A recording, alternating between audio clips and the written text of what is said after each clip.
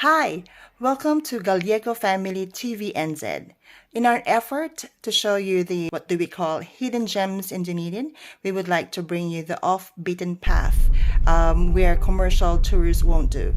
At dahil dito, ipapakita natin sa inyo ang NZ's oldest surviving European farm building. Kung bago ka dito at magustuhan mo ang aming video, please like, share, and subscribe para mas marami ang ating reach.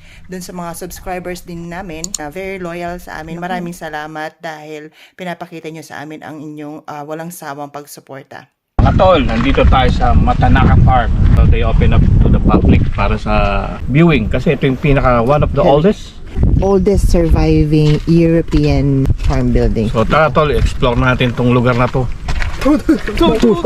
Alright! Magla-live ako. Ay, nakalimutan. Mag-live ka! Pwede mo yung yung account natin. May daming tar. Ay lang Dun ba ang entrance? Doon? Yeah. Let's go. Wear appropriate clothing and shoes na pwede makatapak ng pus. Sabi niya kung bakit nag-busy. Hindi, kutom. Pero bago malis ko ay ng kanin niya mga. Oh, really? Naka-live na ako. Hindi. Tingnan mo, naka-live kami. Sarili ko. Oh, live. Ito. Yan. Tanga lang. Tanga talaga. Ayan. Welcome to my farm. Di ba? Ay!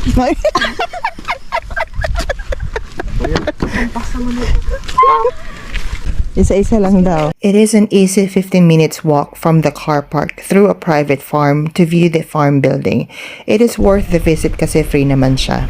Ano yung mushrooms? Nakakain kaya yan? Doon yung mga puti-puti. Oo, sarap pa na. Paborito mushroom. Daming mushrooms. Kaya yan? Yun din nga ang question ko. Hindi ko rin alam eh. Iba-ibang klase. Mayroon parang umbrella type doon. Nandito na tayo sa entrance ng Matanaka Farm. It is open daily from 8 a.m. to 6 p.m. It is closed mid-August to 30th of September for lambing. Admission is free. They only accept donations. So kahit magkano lang. Ang access is through private property. So please stay on the track and do not walk around other parts of the farm. If you do have fur babies, sorry, no dogs even on a leash. There are 5 reddish-brown timber structures na pitson. So, papasukin natin ang isa-isa dyan. Hi! Let's go. Ayan, pasok na tayo sa loob. Stable. Access to the buildings is through private property. Not walk around other parts of the farm. Ano naman sabi mo dito na Adi? Medyo napabayaan nung katiwala ko to eh. Kag. Maraming alikabok. Alikabok Dati walang alikabok yan. Ang demanding, alikabok lang. Ito yung stage. Oh, Tingnan mo! Yung door sa Zoom? Yung pabigat para sa mga. Para hindi man yung wind. Oh, tama. Kaya pala So dito ko nang nilagak yung kabayo ko na nagpapanalo nun. Dito sa spot nito. Si May- Posty. May horseshoe ba? Delusion of grandeur itong tatay niya. Ano to? Ito ba yung pang tubig nila? Pangkain ng hay. Tingnan mo. Ayan. Sa taas yun. Mga leather yan. I use 2 fingers. Ito pati Okay guys, let's go. I-store ko yung mga kabayo. Yung ano yung tingnan mo sa taas? Saan? Ano ko pati? Yung sa akin nila, yung may sa hay yata. Oo. Nilagay nila doon. Doon yung hay, tapos dito yung water. Hindi siya water, lalagayan ng hay yan. Ay, sure, kasi that looks like a hay. Pero, please. Hindi, ito tinan mo. Hindi na paglabahin yan. Nag-investigate pa kami, pagkain yan dyan. Kasi ito, yung slope para sa tubig. O diretso drainage na labas. Ito Bayan. sarado. So, 1, 2, horseshoe ba na 3, 4, nilagay? 6. They didn't leave a horseshoe here. 6 ang Oh, naman. that's sad. Ito yung isa pa rin pintuan ko. Sad that there's no horseshoe. That would've been so nice if they left a horseshoe. Right? Ay, baka may kumuha pag naiwan ng Ay, horseshoe. naku. Kaya mo yan. They didn't leave any horseshoes behind. Magkabigatan na. Ando na yung daming ship. No? Ito yung pang horse na daanan na which naka-close dun sa loob. Para nasa rin. Hindi naman palibot. Dad, baka yan. Very well. Ano? Wala eh. Siyempre.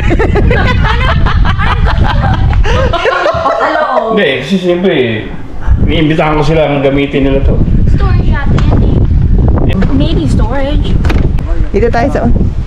Ayan na naman tayo. FBI na naman tayo nito. Mga landmine. Manonood yan ng war movie. Oo. Yeah, and then On a serious note, tara, puntahan pa natin ang tatlo pang timber structures. Ooh. Sabi ko kasi palagyan ng motor to eh. Wala, nakalimutan ni ano, Sino? Stefan. ni...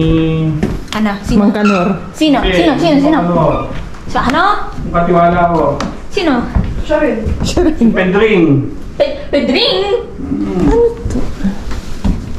Parang may tela sa loob kasi ito ay ano, pinatch nila. So, Parang leather, no? Pedring ano, ganun lang yung pinaka ano. Pampatibay yan, Oh, ma. pampatibay. Ano yan siya? Mid off? Oh, there's so much. Tela nga. Tuwad pa more. May shirt ako. Ito mga ito, nambubuso kayo. Mother! Saan mabigay mo sa akin? Let's go! Ano ba to? Ginaganyan. Pang, ewan, Ginaganyan niya? Sa ano yan? sa fishing rod na. Any. Pang support ng sail. Noy! Bayan! Bayan! Bigat na rin ulit siya. Ayun, oh. Yan. Dito pa tayo sa kabila. Restroom. Main na restroom. Restroom yan. Yeah. There's no bath.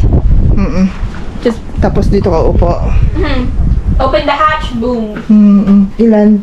1, 2, 3. At least tatluan. I bet this is the most interesting place ito sa mga buildings na ito. Itong 3-seater communal privy, which tells a lot about history.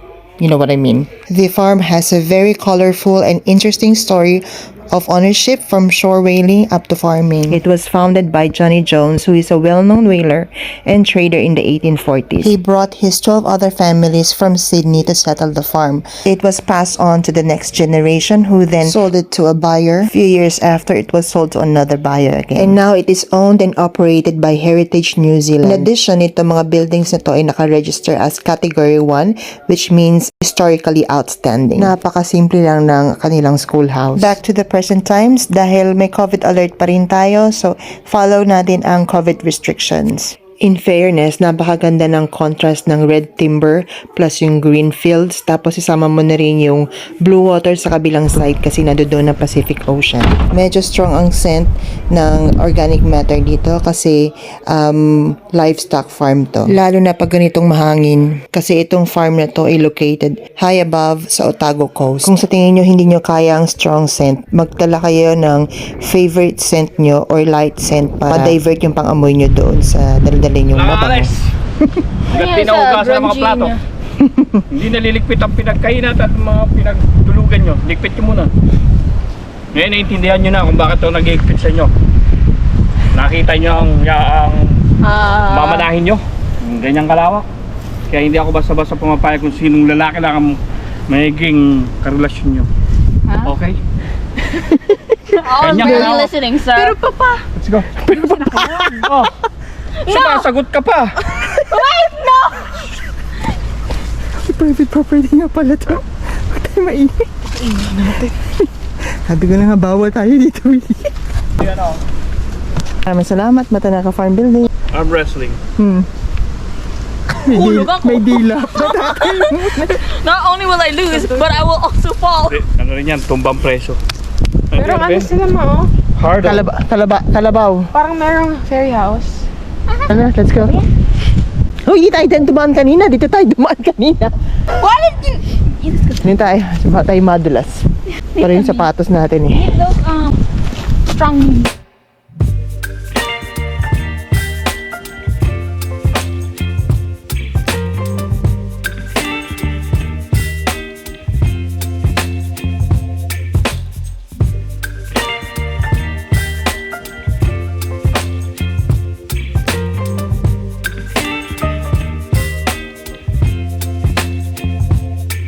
Baby, you give me ice and fire.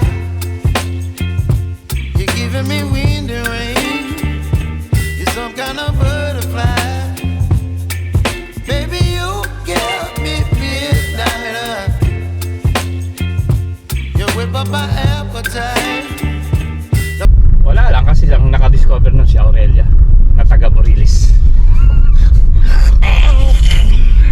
Excuse me po. Tawa lang para may libre. Oh, funny. Buti na lang ang ganda ng view.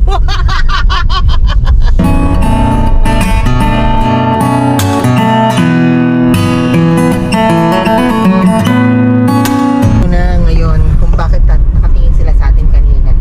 Hinihintay niya na tayo mag-pass kasi kailangan na lang bumatol. Kailangan na lang bumatol. Kailangan na lang bumatol. Kailangan na lang bumatol ng bola. Baka tumama sa atin. Oo. Hindi ko lang na-realize kung bakit sila lahat nakatingin. Tapos tayo nagbagal pa. Pang-asar. Please na nga ito. Stupid!